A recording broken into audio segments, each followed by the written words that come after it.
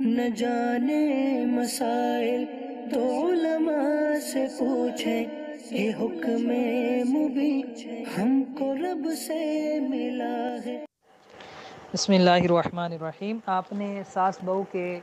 حوالے سے پوچھا ہے کہ ان کے کیا کیا فرائض ہیں، ان کو کیسا ہونا چاہیے، بہو کے کیا فرائض ہیں، ساس کے کیا فرائض ہیں۔ تو دیکھیں، سب سے پہلے تو میں اس کے حوالے سے ڈیٹیل میں بات بیان کروں گا کہ ساس بہو کا جھگڑا کیوں ہوتا ہے، اس کا حل کیا ہے، اور پھر ساس کے فرائض، بیٹے کے فرائض اور بہو کے فرائض بیان کروں گا، تاکہ یہ اپنے اپنے فرائض ادا کر کے گھر کا جو ماحول ہے جس میں جھگڑا لڑائی ہوتی ہے وہ نہ ہو اور گھر امن کا گہوارہ بن سکے۔ بر صغیر پاک و ہند کا یہ ایک بہت قابل افسوس اور دردناک سانحہ ہے کہ تقریباً ہر گھر میں صدیوں سے ساس اور بہو کی لڑائی کا مارکا جاری ہے۔ دنیا کے سب سے بڑی لڑائیوں، یہاں تک کہ عالمی جنگ کا خاتمہ ہو گیا، مگر ساس بہو کی جنگ عظیم ایک ایسی منحوس لڑائی ہے کہ تقریباً ہر گھر اس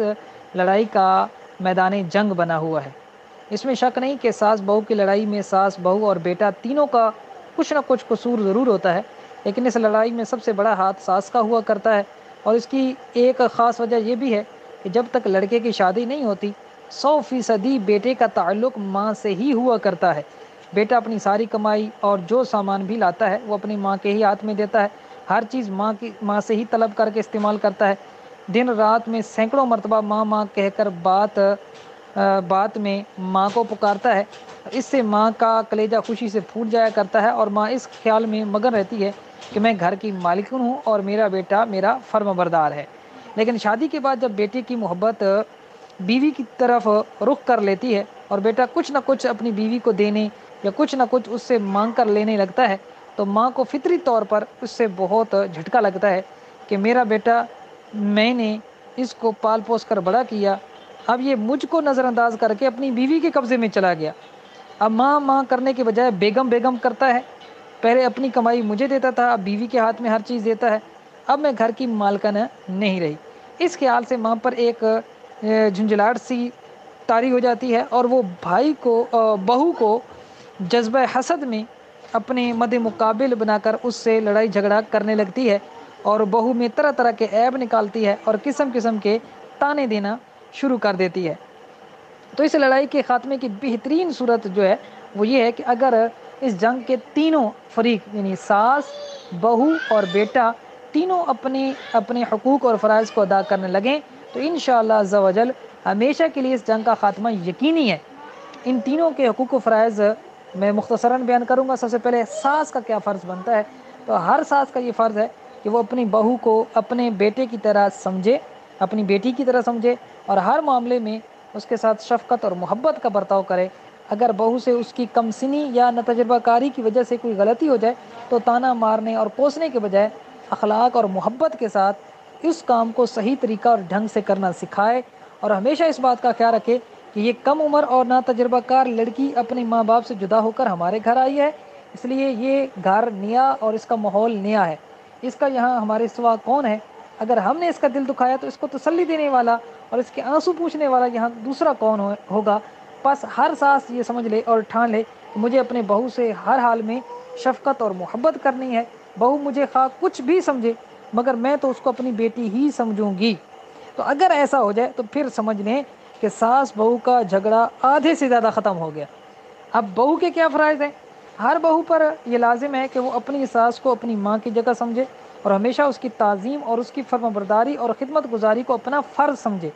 ساس اگر کسی معاملے میں ڈانٹ ڈپٹ کرے تو خاموشی سے سن لے اور ہرگز خبردار کبھی ساس کو پلٹ کر الٹا سیدھا جواب نہ دے بلکہ صبر کرے۔ تو اسی طرح اپنے سسر کو بھی اپنی باپ کی جگہ جان کر اس کی تعظیم اور خدمت کو اپنے لیے لازم سمجھے اور ساس و سسر کی زندگی میں ان سے الگ رہنے کی خواہش ظاہر نہ کرے، اور اپنی دیورانیوں اور جٹھانیوں اور نندوں سے بھی حسب مراتب اچھا برتاؤ رکھے اور یہ ٹھان لے کہ مجھے ہر حال میں انہی لوگوں کے ساتھ زندگی بسر کرنی ہے۔ اب بیٹے کے کیا فرائض ہیں؟ ہر بیٹے پر لازم ہے کہ جب اس کی دلہن گھر میں آئے تو حسب دستور اپنی دلہن سے خوب محبت و پیار کرے، لیکن ماں باپ کے احترام اور ادب اور ان کی خدمت اور اطاعت میں ہرگز بال برابر بھی فرق نہ آنے دے۔